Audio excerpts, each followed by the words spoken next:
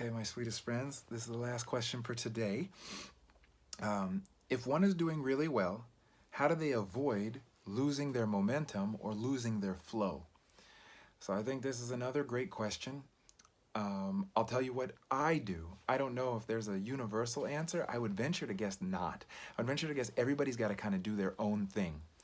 But one of the ways that I, for myself, try not to become stagnant is always taking on something new.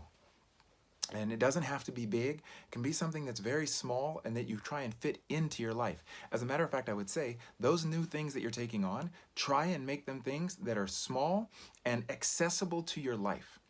Let me give you an example. I have recently taken on a 100-day challenge of squatting for between 5 and 30 minutes a day. So all that means is that I'm sitting in a squat for 5 to 30 minutes. There's lots of health stuff out there. If you want to look it up, you can, as to why squatting is beneficial. But I'm taking on this 100-day challenge because I see that it could be beneficial for me, and I'm already seeing the benefit of it. So what I'll tell you is this. Take on small things that will continue to make you better. And as you're doing that, you'll feel good about yourself, and so you'll continue to feel that flow and that, momentum of forward movement and forward progress. Along with that is like setting goals for yourself. So for me, it's a 100-day challenge, right? I'm doing this 100-day thing. So there's a goal. I'm trying to get to it.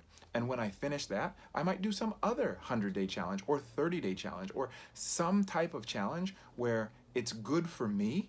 And I'll look back at myself at the end of this 100 days, or I'll look back at myself at the end of that 30 days or 10 days or whatever the challenge is that is going to be most beneficial for you. That when you look back at it, you'll go, oh man, I'm so glad I decided to do that. You'll give your past self a high five for starting that out. And that's really what you want to do. Just continue growth. This idea, born for growth, or this idea of having a growth mindset. I am a big fan of that. I'm not a big fan of, like, I'm good enough. Now, I will say that with a caveat. I think there are some times when you have to say, like, that's good enough. I don't have to be perfect.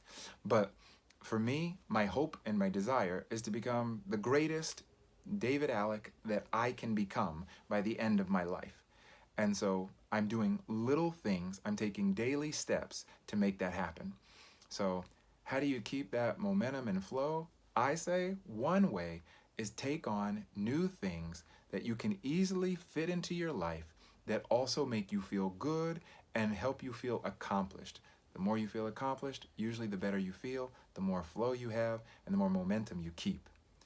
Hoping you have a beautiful day. Take care of yourselves and take care of others.